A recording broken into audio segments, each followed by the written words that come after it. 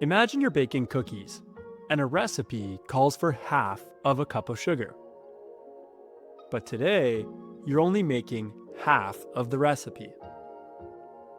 Now you need to figure out what half of 1/2 of a cup is. You're not combining amounts like we did when adding fractions. Instead, you're finding a part of another part.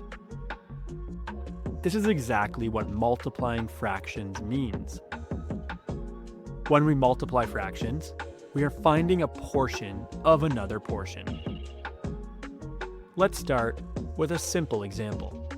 1/2 multiplied by 1/3. This means we're finding 1/2 of 1/3. 1/2 of 1/3 means we're taking half of a third-sized piece. When we multiply fractions, it's actually a lot more simple than adding or subtracting them. That's because we just multiply the numerators together and multiply the denominators together and simplify our answer if possible. For 1/2 multiplied by 1/3, we start by multiplying the two numerators. 1 times 1 is 1. Then we multiply the two denominators. 2 times 3 is 6. So 1/2 multiplied by 1/3 equals 1/6. This means half of 1/3 is 1/6. Let's try another example.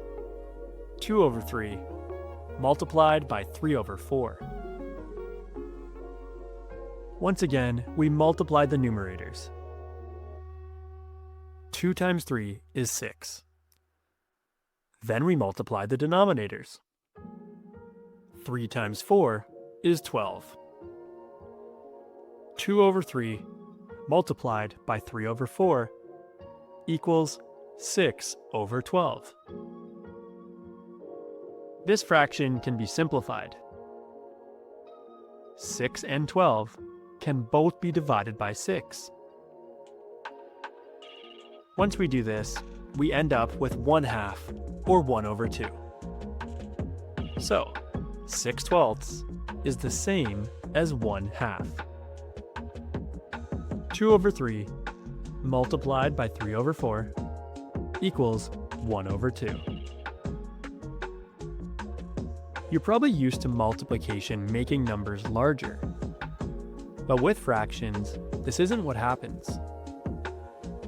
When you multiply by a fraction smaller than 1, the result actually becomes smaller. This makes sense if you think about what the operation means. Taking 2/3 of 3/4 is less than either of the original fractions. Now let's look at multiplying a fraction by a whole number. 3 multiplied by 2/5. A whole number can always be written as a fraction by giving it a denominator of 1. We need to do this before we can multiply a whole number by a fraction. So 3 whole can be written as 3/1. Now we have 3/1 multiplied by 2/5. Let's multiply the numerators. 3 times 2 is 6. And the denominators.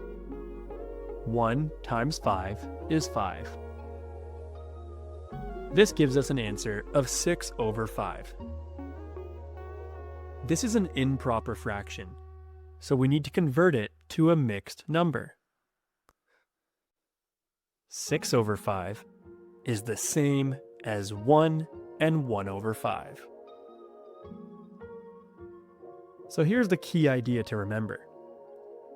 Multiplying fractions means finding a part of another part.